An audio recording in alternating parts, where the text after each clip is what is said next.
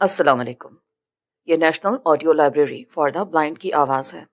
آج آپ سن رہے ہیں کتاب خون اور آنسوؤں کا دریا کا چیپٹر نمبر 2، نارائن گنج میں دہشت گردی کا راز۔ اس کتاب کے لیے ہم سے تعاون کیا ہے محمد بلال نے۔ صفحہ نمبر 79۔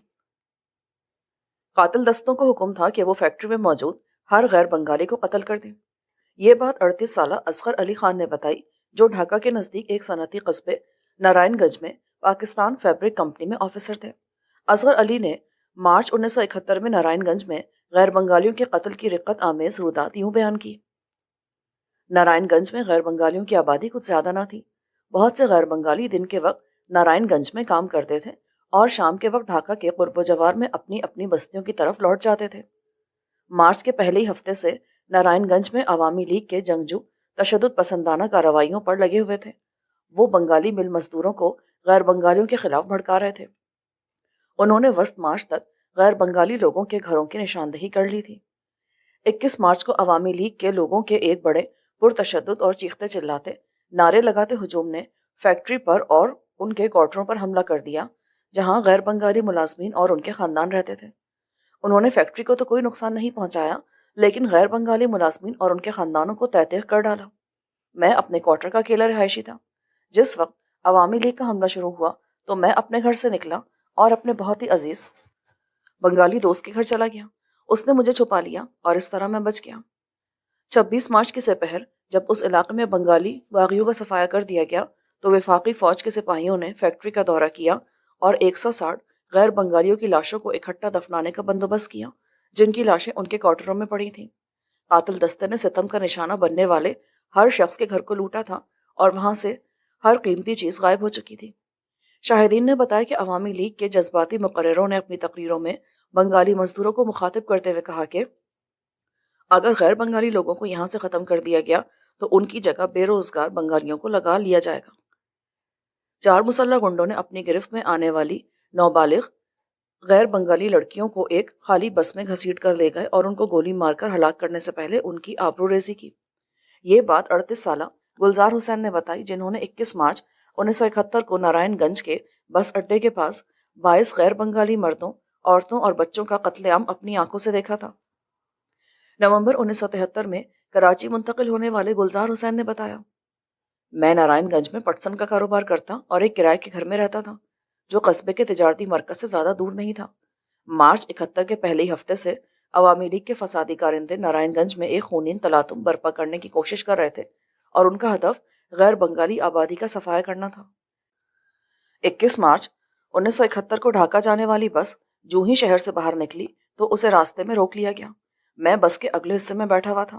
میں نے دیکھا کہ قاتل گنڈوں کا دستہ بندوقوں، خنجروں اور بڑی بڑی درانتیوں سے لیس تھا۔ بندوق برداروں نے جو بنگلہ اور پاکستان مخالف نعرے لگائے۔ بس کے ڈرائیور نے بس روکنے کے لیے ان کا حکم مانا اور مسافروں کو نیچے اترنے کا حکم دیا۔ ایک جنگجو نے چلا کر حکم دیا، بنگالی اور غیر بنگالی الگ الگ قطاروں میں کھڑے ہو جائیں۔ میں ڈھاکہ لہجے میں بہت اچھی طرح بنگلہ بول سکتا تھا اور بڑی آسانی سے بنگالی کا امتحان پاس کر سکتا تھا، اس لیے میں بنگالی مسافروں کی قطار میں کھڑا ہو گیا۔ قاتلوں کے گروہ نے ہمیں بنگالی میں کچھ فقرے بولنے کو کہا جو ہم نے ادا کیے۔ میں نے امتحان پاس کر لیا تو ان اذیت دینے والوں نے بنگالیوں کو وہاں سے منتشر ہو جانے کے لیے کہا۔ پھر گنڈوں نے ہمارے دیکھتے ہی دیکھتے وہاں کھڑے تمام غیر بنگالی مردوں کو گولیوں سے اڑا دیا۔ یہ ایک ہولناک منظر تھا۔ 4 بندوق بردار گنڈوں نے لوٹ مار میں اپنا حصہ 2 غیر بنگالی عورتوں کی صورت میں لیا۔ وہ انہیں خالی بس کے اندر لے گئے اور ان کی آبرو ریزی کی۔ اس مدری کے بعد انہوں نے ان دونوں غیر بنگالی عورتوں کو گولی مار کر ہلاک کر دیا اور اس کے ساتھ ہی باہر کھڑی آدھی درجن کے قریب عورتوں اور بچوں کو بھی قتل کر دیا۔ اس دن نارائن گنج میں اس فسادی ہجوم نے ان بہت سی دکانوں کو لوٹا جو غیر بنگالیوں کی ملکیت تھی۔ 25 سالہ نسیمہ خاتون نارائن گنج کے علاقے پانچو پوٹی میں ایک کرائے کے گھر میں رہتی تھیں۔ ان کے خاوند محمد قمر الحسن ویجیٹیبل آئل مینوفیکچرنگ فیکٹری میں ملازم تھے۔ نسیمہ اپنی 4 سالہ بچی کے ہمراہ ریڈ کراس کیمپ ڈھاکہ سے جنوری 74 میں کراچی منتقل ہوئیں۔ انہوں نے سن 71 میں رونگٹے کھڑے کر دینے والی آپ بیتی کو اس طرح بیان کیا، 3 مارچ ہی سے نارائن گنج میں کشیدگی پھیل گئی تھی۔ عوامی لیگ کے کارکن بنگالی مزدوروں کو بھڑکا رہے تھے کہ وہ غیر بنگالی مزدوروں کو قتل کر دیں۔ 25 مارچ کی رات عوامی لیگ کے جنگجوؤں کی قیادت میں ایک ہجوم نے ہمارے علاقے میں غیر بنگالیوں کے گھروں پر حملے کرنے کی کوشش کی، لیکن جو ہی انہوں نے سنا کہ فوج ان باغیوں کے خلاف حرکت میں آ گئی ہے تو وہ تتر بتر ہو گئے۔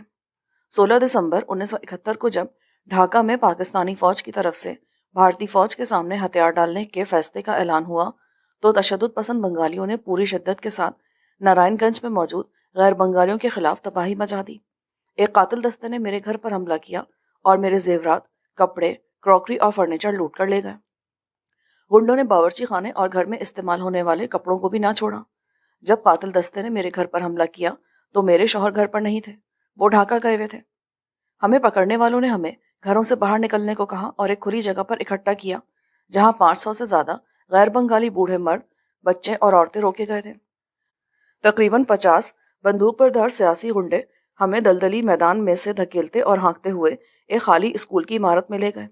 راستے میں ایک 3 سالہ بچہ اپنی بدقسمت ماں کے ہاتھوں میں دم توڑ گیا۔ اس عورت نے پکڑنے والے لوگوں سے ایک چھوٹی سی قبر کھودنے اور اس بچے کو دفن کرنے کی درخواست کی۔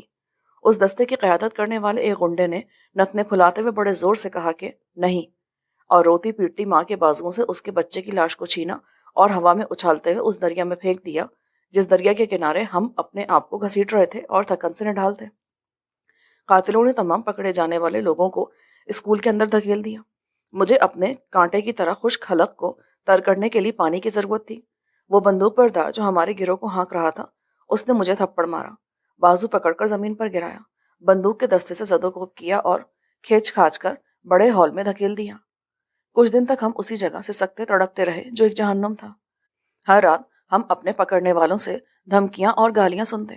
پکڑی گئی عورتوں میں سے ایک نے پیٹ میں شدید درد کا بہانہ کیا اور پکڑنے والوں سے التجا کی کہ اسے ڈھاکہ اسپتال میں علاج کے لیے جانے کی اجازت دیں۔ وہ بڑھیا ایک نیک دل عورت لگتی تھی۔ پکڑنے والے بنگالیوں نے اسے جانے کی اجازت دے دی۔ وہ بہت ہی سمجھدار عورت تھی۔ وہ سیدھی محمد پور کی طرف بھاگی اور ریڈ کراس کے افسران کو 500 پکڑی ہوئی عورتوں اور بچوں کی حالت زار سے متعلق بتایا۔ انٹرنیشنل ریڈ کراس کی 2 ٹیمیں ہمیں بچانے کے لیے آئیں اور میر پور کے کیمپ میں لے گئیں۔ ہمارے کیمپ پر مکتی بہانی کے بندوق برداروں نے 2 مرتبہ حملہ کیا اور ان کی فائرنگ کی وجہ سے کیمپ کے کئی مکین مارے گئے، جن میں 2 بیمار نوجوان عورتیں بھی شامل تھیں۔ اپریل 1972 تک حالات کچھ بہتر ہو گئے اور رات کے وقت غیر بنگالی عورتوں کے اغوا کی وارداتوں میں کمی ہو گئی۔ ریڈ کراس کے افسران نے میرے گم شدہ خاوند کو ڈھونڈنے کی بہت کوشش کی مگر وہ نہ مل سکے۔ یہی خیال ہے کہ وہ دوسرے غیر بنگالیوں کی طرح بھارتی فوج اور مکتی بہانی کی فتح کے نشے میں بدمست قاتل گنڈوں کے ہاتھوں لقمہ اجل بن گئے تھے۔ میں نے نارائن گنج میں دیکھا کہ باغی درجنوں کے حساب سے پٹسن کے گوداموں کو آگ لگا رہے ہیں اور قتل کیے گئے غیر بنگالیوں کی لاشوں کو ان بھڑکتے ہوئے شعلوں کی نظر کر رہے ہیں۔ یہ بات 52 سالہ اللہ رکھا نے بتائی جو نارائن گنج میں پٹسن کے تاجر تھے اور ڈھاکہ کے علاقے پٹوٹولی میں ایک کرائے کے مکان میں رہتے تھے۔ وہ مارچ 1974 میں کراچی آئے۔